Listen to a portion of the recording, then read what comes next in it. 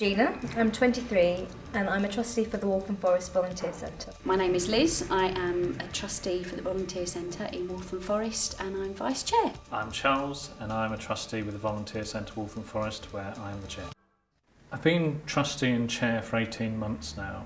I think some of the most difficult things was coming into an organisation which for various reasons funding was running out, we hadn't got a plan in place. Obviously if you want people to give you money you have to be able to tell them what it is that you want to do.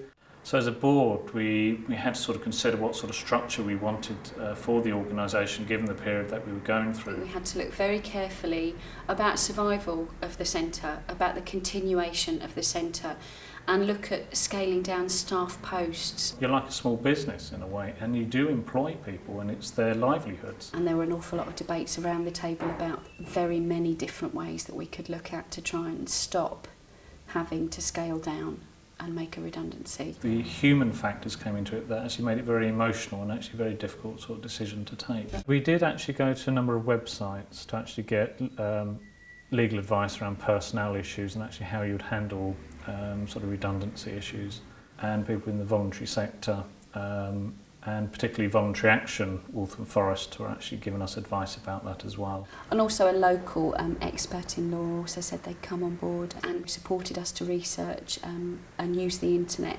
and then went about a period and a process of finding out exactly what our legal responsibilities were. And I think a lot of people around the board were quite hesitant about maybe asking questions, maybe embarrassed about maybe seeming to be ignorant about the centre and what it was trying to achieve. The whole point is you're put on a board for your contribution and your decision-making skills. If you can't even give an opinion because you're scared of what other people might say or you're scared of being laughed at, then you shouldn't be there in the first place. You don't have to know all the answers, really. It's about asking the sensible questions and making sure that you're satisfied with the answers and that you are getting the professional advice that you need. We didn't take any of the decisions lightly, and I know a lot of us did lose sleep over the decisions that we had taken.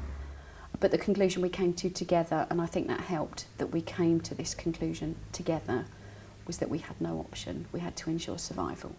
It wasn't a very good feeling, but it was necessary because we were going nowhere and we were having real problems and we were getting disillusioned, those of us who felt that these problems were a real issue.